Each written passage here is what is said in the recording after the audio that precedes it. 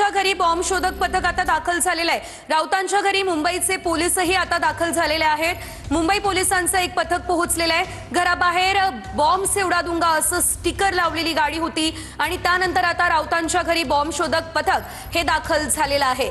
राऊतांच्या घरी ही धमकी देण्यात आलेली होती आणि त्यानंतर आता यंत्रणा जी आहे ती जागी झालेली आहे। या संदर्भात अधिकचे अपडेट आमचे प्रतिनिधी दिनेश दुखंडे यांच्याकडून घेऊयात। दिनेश, आपण पाहतोय बॉम्ब शोधक पथक दाखल झालेलं आहे, नेमकी काय घडामोड घडतीये?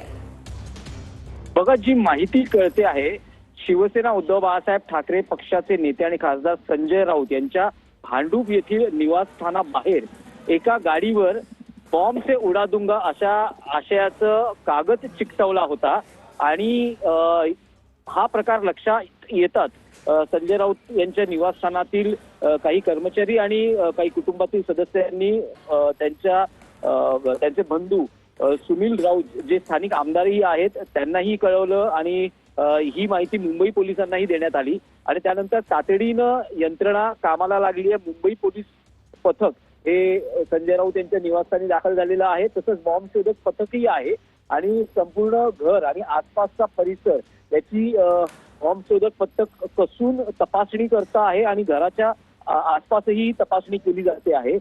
नेमकं स्टिकर कोणी चिटकवला किंवा तो कागद कोणी चिटकवला याची स्पष्टता आली नसली तरी खबरदारीची उपाययोजना म्हणून संपूर्ण घराची आणि आसपासच्या परिसराची तपासणी करण्यात येते आहे। त्यामुळे नेमका हा काय प्रकार आहे थोड्या वेळातच स्पष्टता येऊ शकेल। पण याआधी बघितलं की संजय राऊत हे नेहमी सकाळी पत्रकार परिषद घेत असतात, राजकीय आरोप प्रत्यारोप होत असतात आणि आता मुंबई महापालिका निवडणुकांचंही वातावरण आहे। तर नेमकी काय यातली सत्यता आहे किंवा हा प्रकार कोणी केला आहे याची ही पोलीस तपासणी करतातच आहे। पण त्याचबरोबर